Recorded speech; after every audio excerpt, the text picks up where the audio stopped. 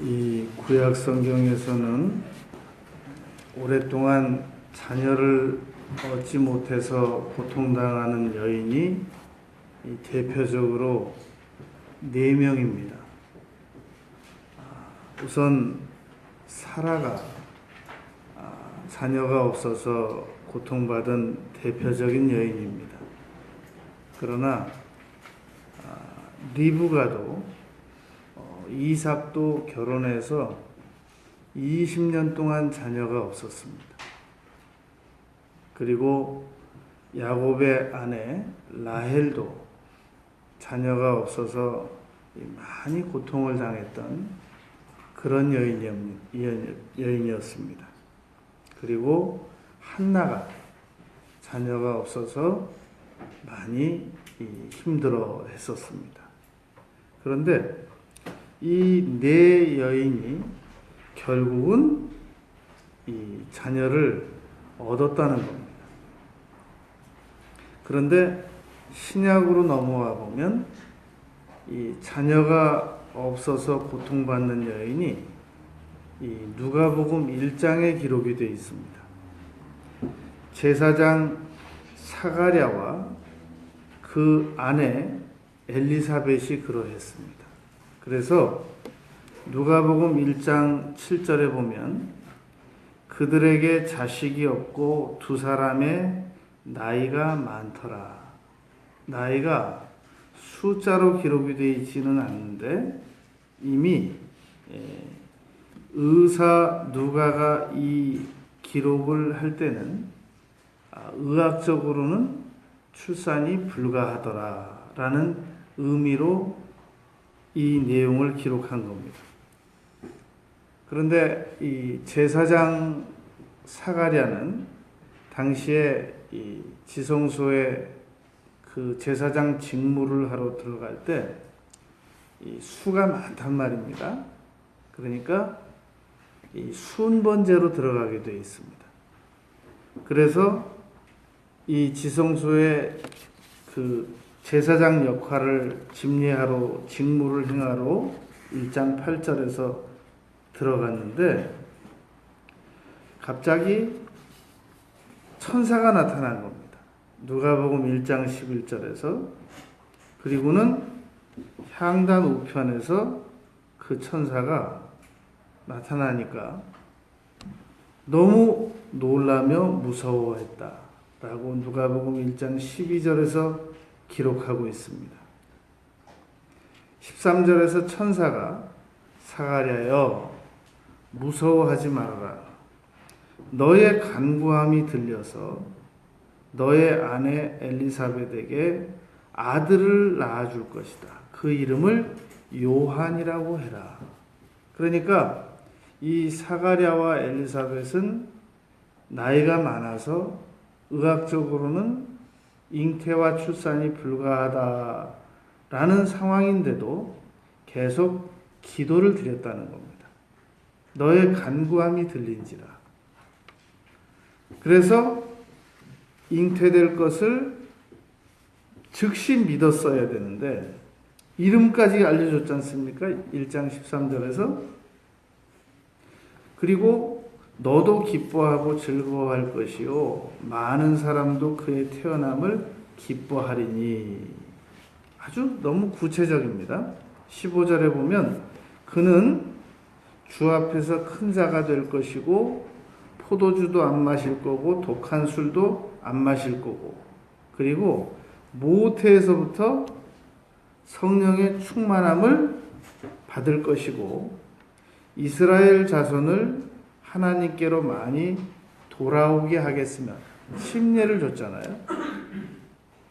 그래서 우리는 세례 요한이라고 하고 침례교 계통에서는 침례 요한이라고 부른단 말입니다. 그게 그냥 세례를 준 게 아니라 많은 사람들을 하나님 앞으로 돌아오게 하는 일에 쓰임을 받겠다라는 얘기란 말입니다. 그러면 이 정도로 천사가 구체적으로 얘기를 했으면 아멘 그래야 되잖아요. 왜냐하면 그냥 내 아내에게 아들이 있을 것이니 요한이라고 하라. 그랬다고 한다면 이 1장 13절 말씀만 하셨다고 한다면 한 번쯤 반문을 할 수 있죠. 너무 믿기가 어려운 일이니까.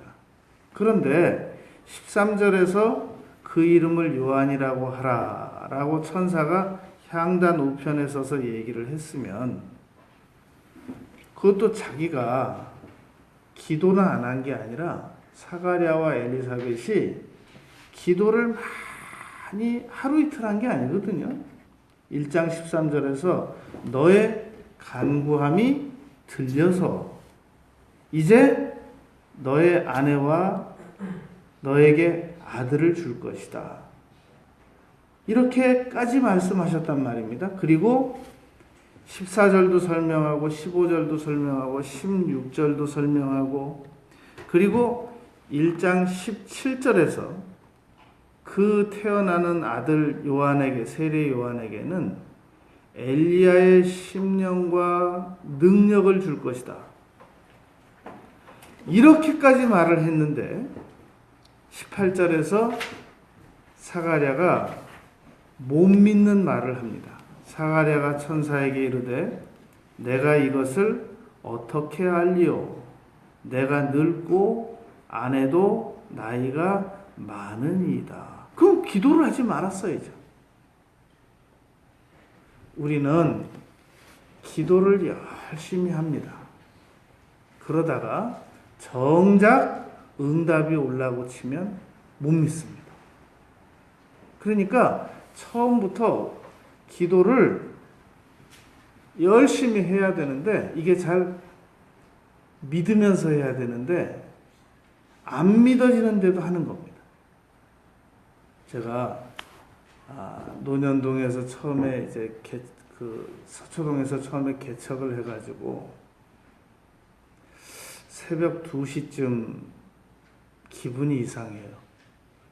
그래서 이렇게 본당 문을 이렇게 열어봤더니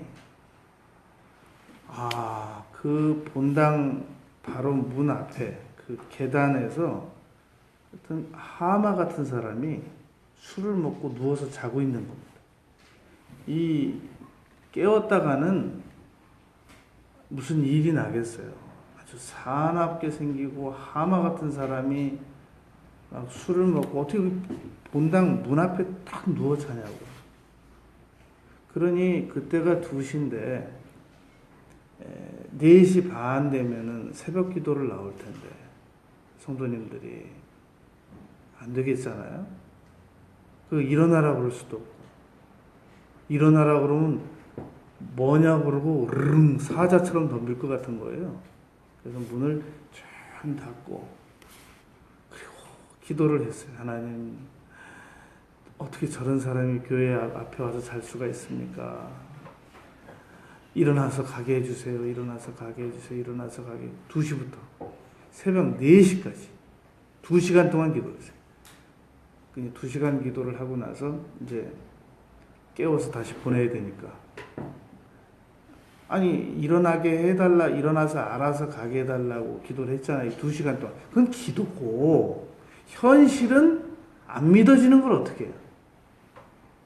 문을 이제 4시, 왜냐면 4시 반 되면 성도님들이 나오니까, 4시에는 내가 깨워서 한 30분 동안 좀 실갱이가 있더라도, 어떻게 이제 보내야 되니까. 2시간 동안 기도한 건 안 믿어지는 거예요. 문을 없는 거예요, 이 사람이. 그러면 2시간 동안 기도했더니 하나님이 응답하셔서 이 사람을 깨워서 보내셨구나. 그래야 되는데 건물을 다 찾아다녔잖아요. 어디 가서 또 자나. 그러니까 기도하는 거하고 믿는 거하고는 굉장히 어려운 겁니다. 기도는 기도대로 하는 건데 그게 믿어지기까지의 과정이 너무 어렵단 말이에요. 응답이 와도 어려워요. 그러니까 지금 이 사가랴가 분명히 자기가 기도해서 간구함이 들려서 천사가 와서 응답까지 해 주었는데도 18절에서 불신의 발언을 하게 됐단 말입니다. 내가 이것을 어떻게 알리요? 하나님께서는 단호하십니다. 때로는 19절에서 천사가 대답하여 이르되 나는 하나님 앞에 서 있는 가브리엘이라. 그러니까 얼마나 기도를 간절히 했던지 다니엘에게 나타났던 그 가브리엘 수하천사도 많거든요. 그런데 특별히 이 제사장 사가랴와 엘리사벳은 얼마나 간절히 기도를 드렸던지 가브리엘이 왔어요. 직접. 그러면서 19절에서 이름을 딱 밝히면서 나는 하나님 앞에 있는 가브리엘인데 이 좋은 소식을 너에게 말하라고 보내심을 받았노라. 하나님께 지시를 받고 왔단 말입니다. 징계입니다. 20절 보라 이 일이 되는 날까지 네가 말을 못하게 될 것이다. 응답은 줄 것인데 말은 못한다. 왜냐하면 이유는 네가 내 말을 믿지 아니함이거니와 때가 이르면 내 말이 이루어지리라. 우리가 하나님께서 충분히 믿을 만한 자료를 다 주시고 믿으라고 하시고 안 믿으면 꾸짖으시고 야단치시고 그러합니다. 그러니까 사가랴가 더 이상 부정적인 말을 못하게 하려고 벙어리가 되게 만드셨단 말입니다. 이 이적은 이 창조적인 이적이 있습니다. 눈 감은 사람이 뜨는 이적, 그리고 벙어리였던 사람이 말을 하게 되는 이적. 그런데 반대의 이적도 있습니다. 이 사도 바울이 바보라는 섬에 구브로를 지나서 바보라는 섬에 가서 복음을 전했는데 총독 서기오 바울에게 복음을 전하는데 박수 무당이 자꾸만 그 전도를 회방해요. 그랬더니 네가 눈을 뜨는 게 아니라 눈을 감을 것이다. 맹인이 되는 이적이 나타납니다. 사가랴가 지금 우리가 마태복음, 마가복음에서 벙어리 된 사람이 말을 하는 이적을 봤는데 지금은 오히려 사가랴가 벙어리가 되는 이적이 나타납니다.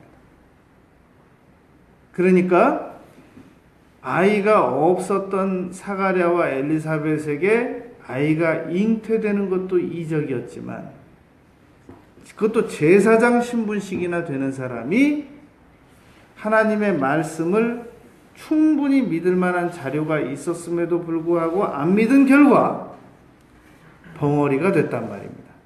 1장 20절에서 그러하였습니다. 그리고 이제 세월이 지나서 10달이 지나서 이 사가랴가 이 엘리사벳이 아이를 낳았단 말입니다. 1장 57절에서 엘리사벳이 해산할 기한이 차서 아들을 낳으니 이웃과 친족이 주께서 그를 크게 긍휼히 여기심을 듣고 함께 즐거워하더라. 8일이 돼서 할례할 때 그 아버지의 이름을 따라서 사가랴라고 지으려고 하는데 엘리사벳이 아니라고 요한이라고 하라고 말을 합니다. 이건 이제 두 가지 해석이 있습니다.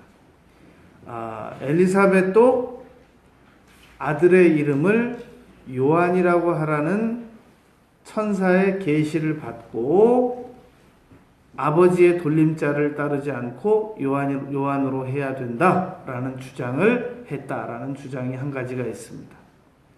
또 한 가지 주장은 사가랴가 이 필서로 그동안에 말을 못하니까 이렇게 천사가 이렇게 지시해서 이 아이 이름을 요한이라고 하라고 했다. 이 지시를 받았다.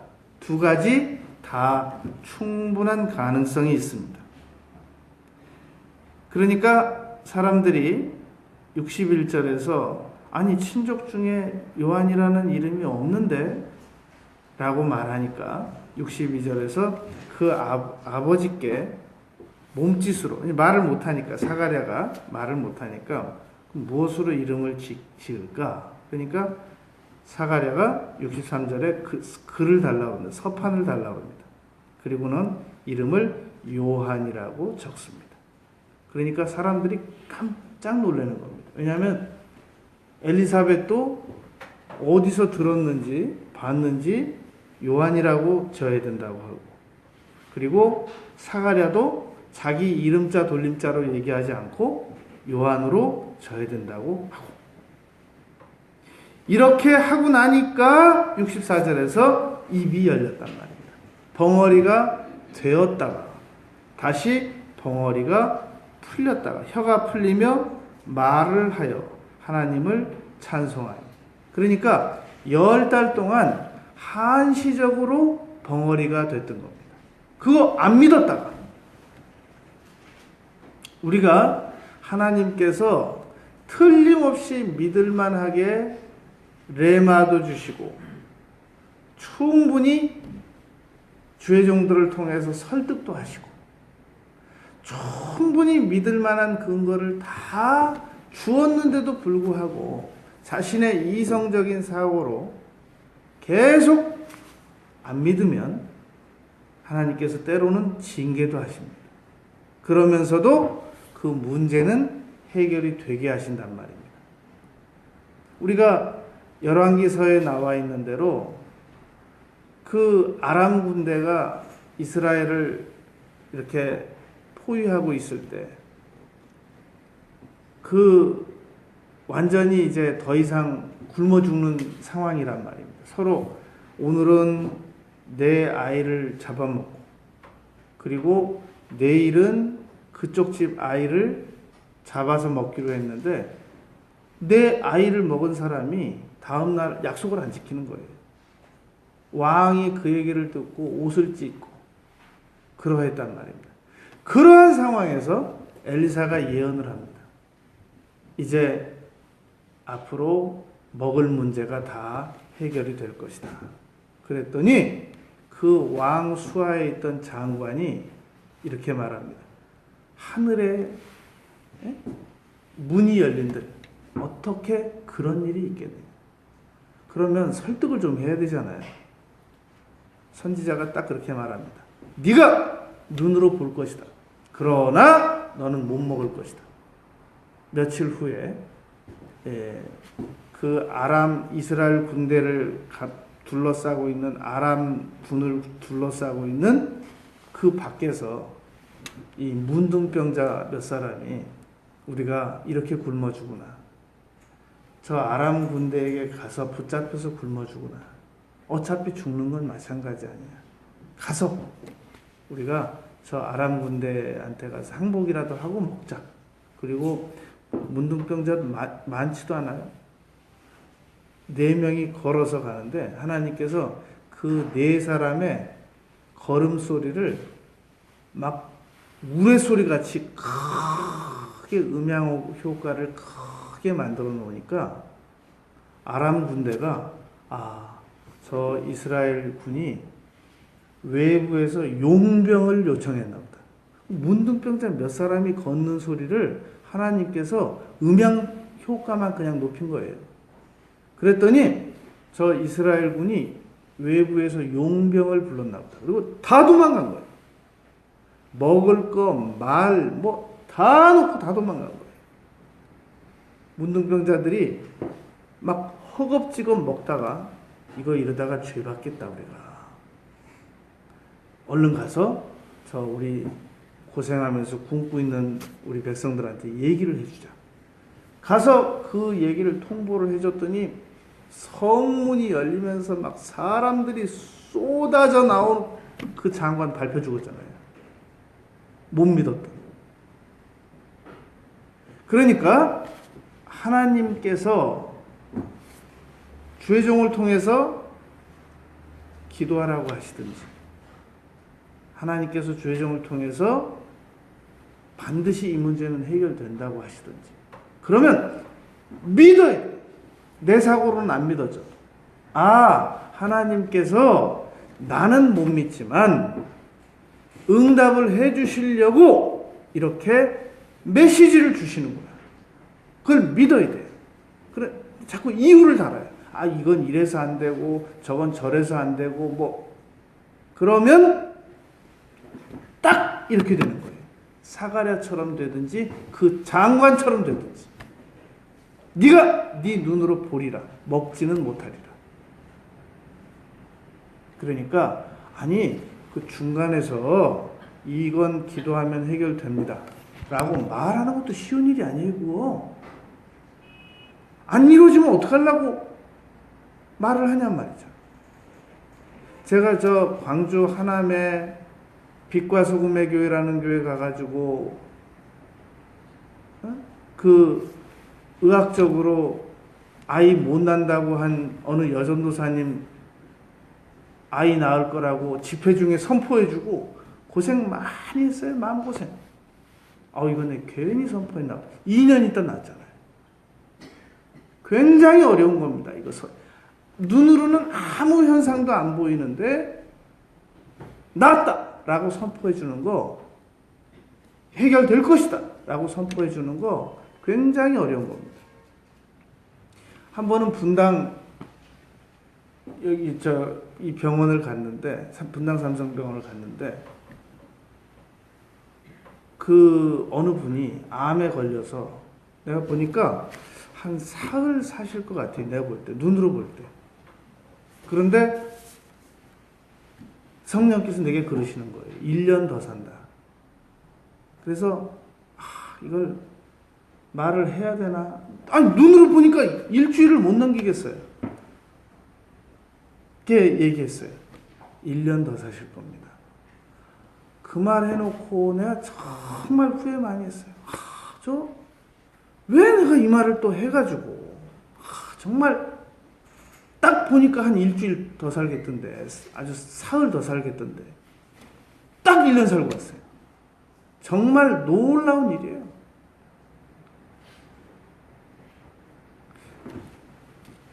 정준영 집사님, 그 장모님 지금도 계세요? 정준영 집사님 장모님 신방 갔어요. 왕 집사님 어머니 집에. 암 걸리셨어요. 근데 신방 가서 딱 그랬어요. 얼마나 더 살기를 원하세요? 그랬더니 대답을 못 하세요. 지금 몇 년 전 얘기죠, 그게? 네, 그랬어요. 얼마나 더 살기를 원하세요? 그랬더니 말씀을 잘 못 하세요. 아니, 딱 얘기하세요. 그때 10년이라고 그랬습니다. 5년, 몇 년이라고 그랬어요. 그리고 오히려 그 왕집사님 아버님은 건강하셨어요. 오히려 어머니가 암에 걸리시고.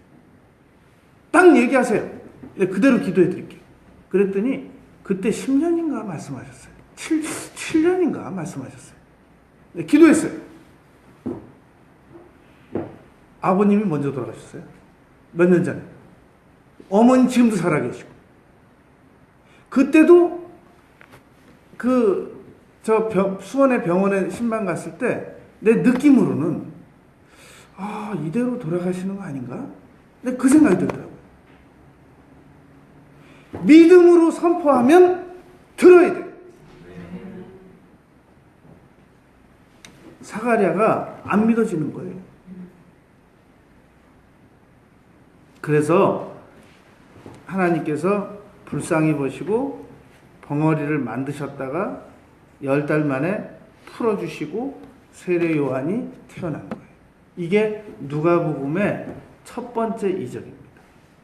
의사 누가가 1절, 2절, 1장 1절, 2절, 3절, 4절에서 아주 자세히, 나는 마가복음이나 마태복음이나 요한복음처럼 물론 그분들도 아주 자세히 기록을 했겠지만 나는 정말로 자세히 다 근거 있게 기록을 하겠다.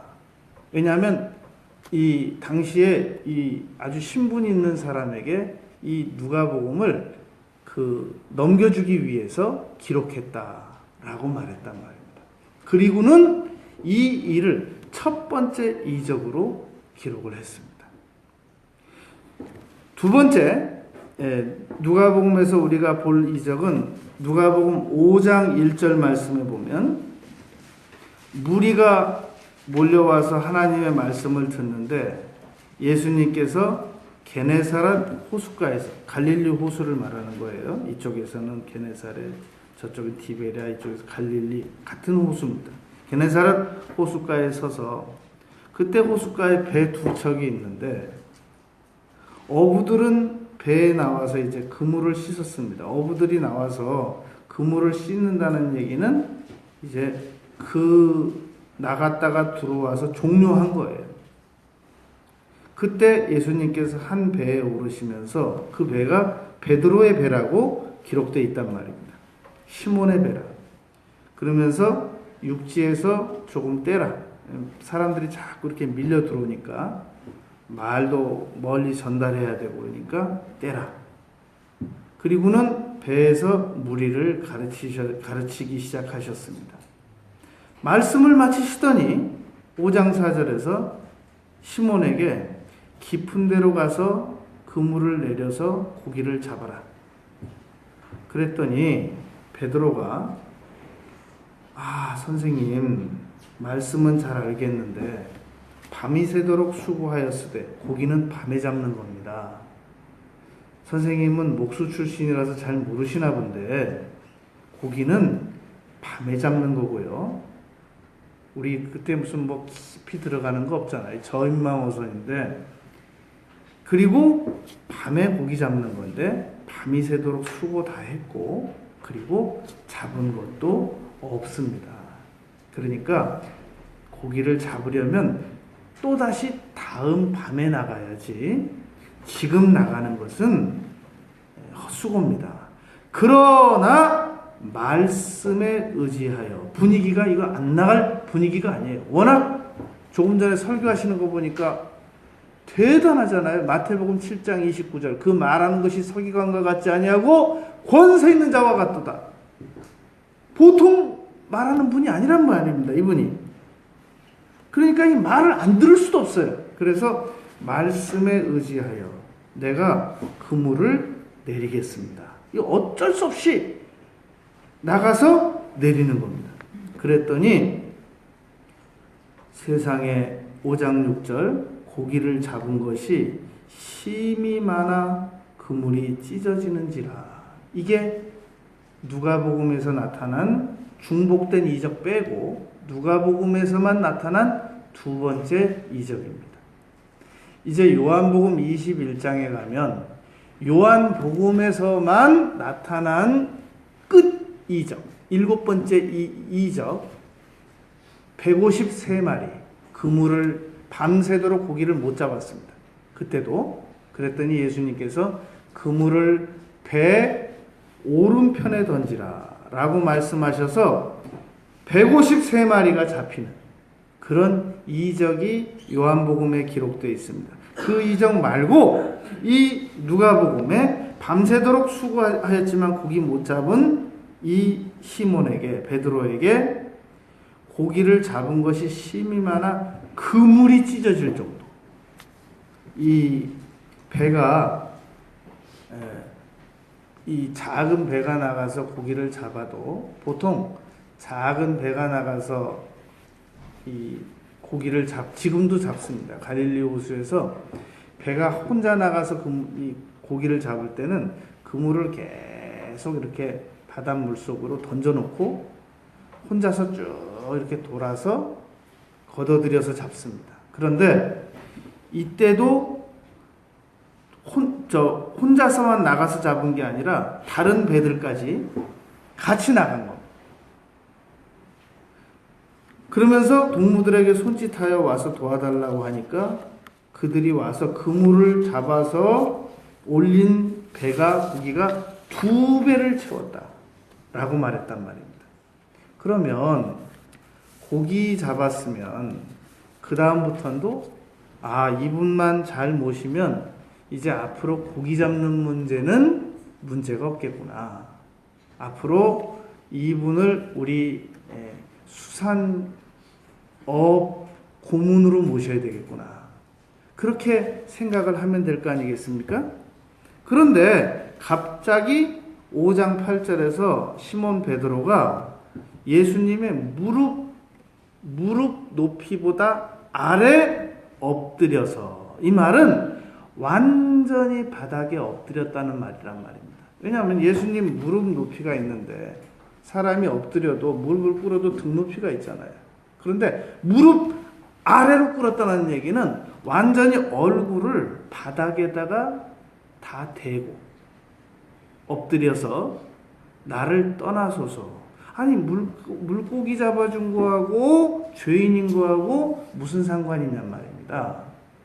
그러므로 여기서 말하는 나는 죄인이로소이다 라는 말은 나는 이런 죄 저런 죄 저런 죄 이런 죄를 많이 지은 사람입니다, 그런 의미의 죄인이로소이다가 아니라 나는 이러한 이적을 감당하기에 너무 미약한, 정말 겁나는, 심장이 약한 그런 사람이니까 어떻게 그냥 나를 떠나소서, 나를 떠나달라는 말도 진심으로 하는 말이 아닙니다. 왜냐하면 변화산에서 모세와 엘리야가 나타났었고 예수님께서 옷이 하얗게 변해서 서로 대화했잖아요. 그때 베드로가 비몽사몽간에 말했잖아요. 초막 3개 지어서. 자기들은 어떻게 해요? 베드로, 야고보, 요한.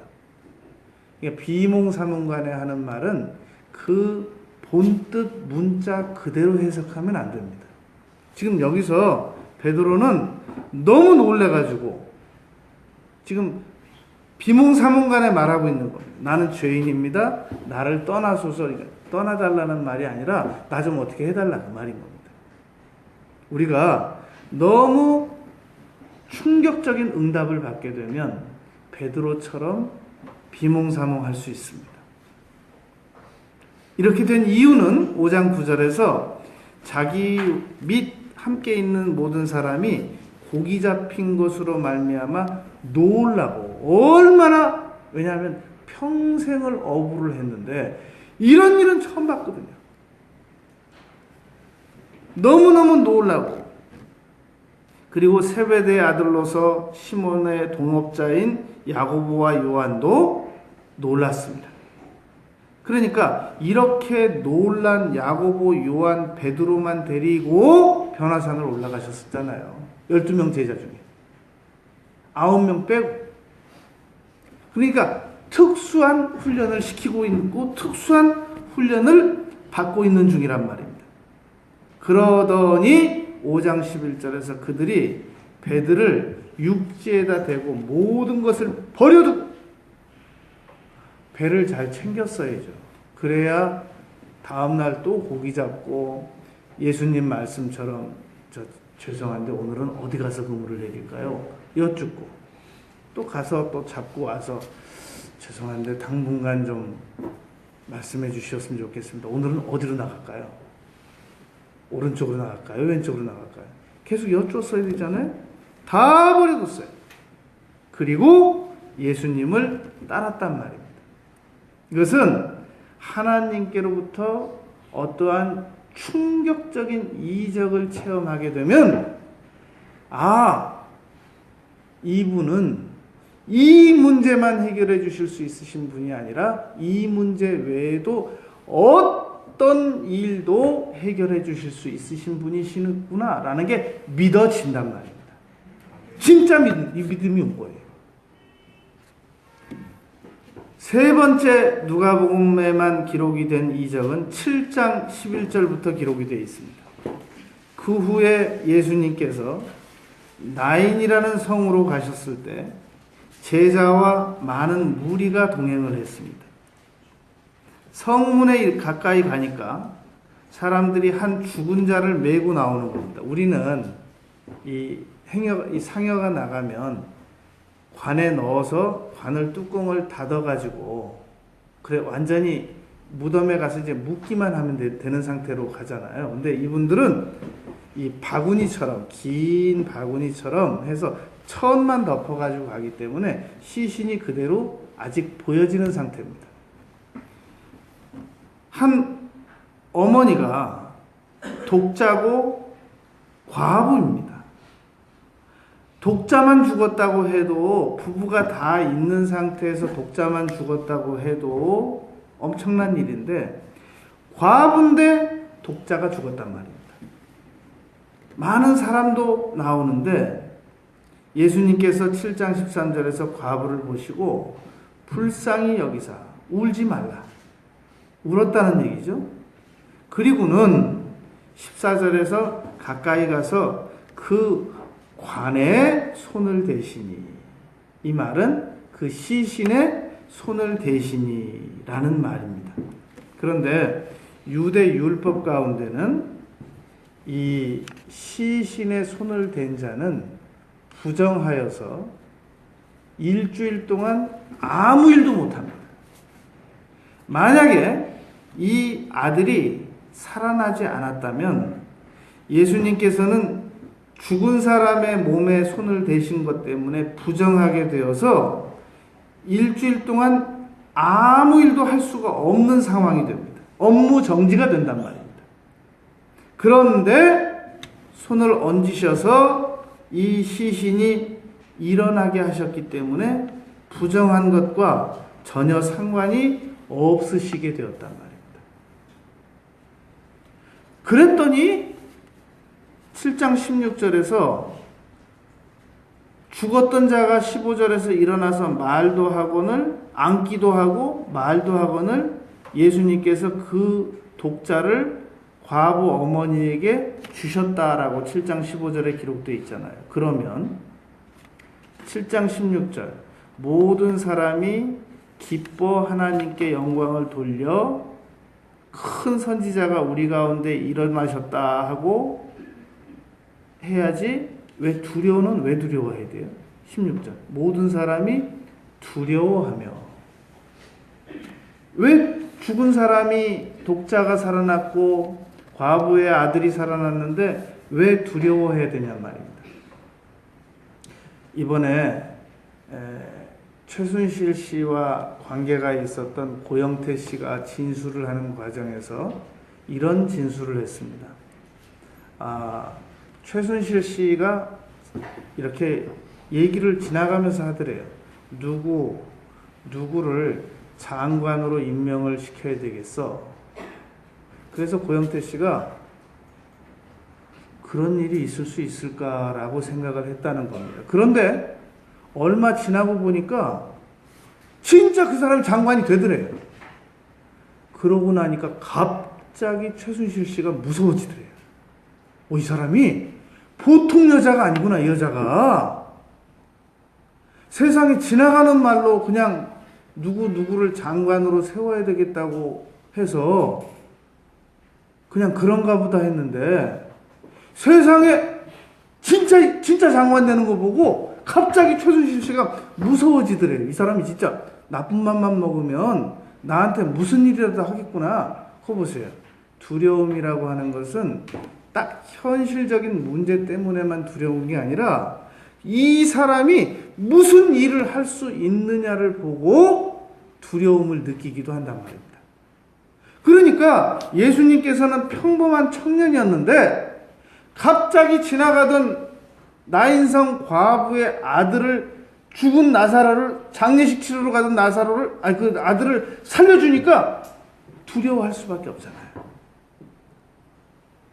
그래서 마가복음 4장에 보면 예수님께서 고물에서 주무시다가 일어나셔가지고 풍랑을 잔잔케 해주셨더니 제자들이 두려워하며 심히 두려워하여 서로 말하되 누구기에 바람과 바다도 순종하는가. 거라사 귀신 들린 사람을 쫓아주었을 때도 그 귀신의 그 군대 귀신이 나와가지고 돼지에게 들어가도록 허락을 하셨단 말입니다. 군대 귀신이 돼지에게 들어가니까 2천여 마리가 바다로 몰사하는 거예요. 귀신이 어떠한 일을 하는가, 시청각적으로 어떠한 일을 하는가를 시각적으로, 가시적으로 보여주었단 말입니다. 그랬더니 사람들이 귀신을 쫓아주었으면 감사해야 되잖아요. 두려워서 부담 가니까 빨리 이 지경을 좀 떠나주시면 좋겠습니다. 두 가지입니다. 하나님의 이적을 보면 두려워서 잘 믿든지 두려워서 도망가든지 둘 중에 하나입니다.